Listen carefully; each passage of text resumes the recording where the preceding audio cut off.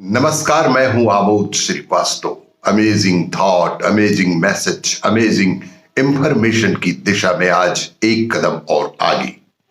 आज की इस जानकारी का विषय है सूर्य की गति। आपको ये मेरा वीडियो अच्छा लगे तो लाइक करें, शेयर करें और लाल बटन दबाकर सब्सक्राइब अवश्य करें। साथ ही बेल आइकन दबाना बिल्कुल ना भूलें। हम सभी जानते हैं कि मकर संक्रांति के अवसर पर सूर्य भगवान दक्षिणायन से उत्तरायण में प्रवेश करते हैं। लेकिन क्या आप जानते हैं कि आखिर यह सूर्य का दक्षिणायन या उत्तरायण आखिर होता क्या है? सूर्य की इस गति को दक्षिणायन या सूर्यायन, उत्तरायण के रूप में किस तरह से जाना जाता है?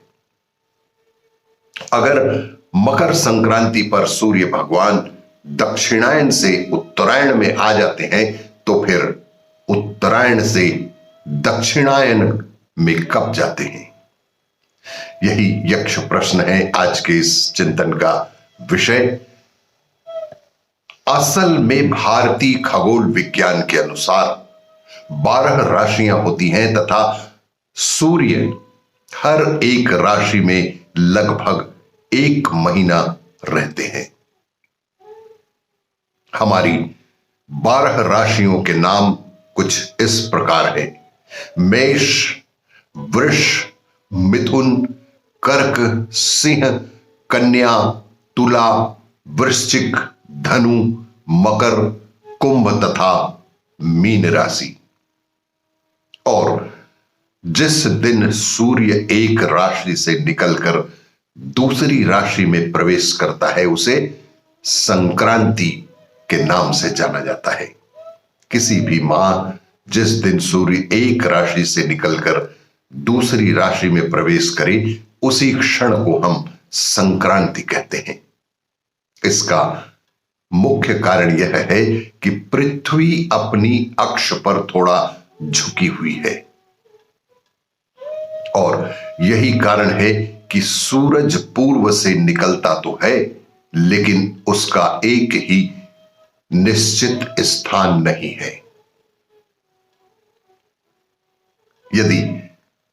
यदि आप प्रतिदिन सूर्योदय को देखें तो आपको निश्चित रूप से पता चलेगा कि कल सूर्य जिस स्थान से निकला था आज उसका स्थान कल वाले स्थान से थोड़ा सा उत्तर या थोड़ा सा दक्षिण की ओर बदल गया है।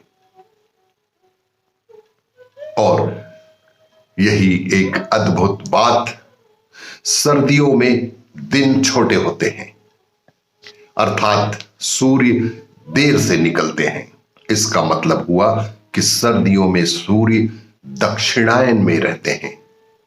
लेकिन मकर संक्रांति के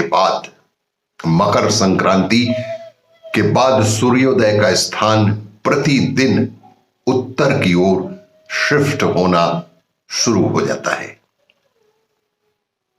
इसी कारण कहा जाता है कि मकर संक्रांति को सूर्य भगवान की गति उत्तरायण हो गई है।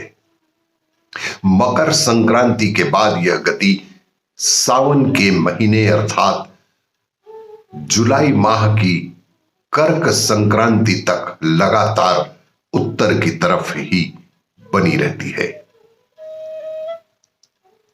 और सावन के महीने में सूर्य के कर्क राशि में आने के बाद सूर्योदय का स्थान उत्तर से दक्षिण की तरफ शिफ्ट होने लगता है। इसको सूर्य की गति दक्षिणायन हो जाना कहते हैं। और इस संक्रांति को कर्क संक्रांति या श्रावण संक्रांति के नाम से भी जाना जाता है। कर्क संक्रांति से वर्षा ऋतु का आगमन शुरू हो जाता है और तभी से चतुर्मास या चौमासा का भी आरंभ इसी समय से किया जाता है। इसीलिए इस कर्क संक्रांति का भी भारतीय परंपरा में बेहद महत्वपूर्ण स्थान है। सोचने वाली बात यह है कि जब गैलीलियो ने पृथ्वी को चलायमान कहा था तो उनके ही मजहबी भाई बहनों ने उसे पागल घोषित करके मार दिया था।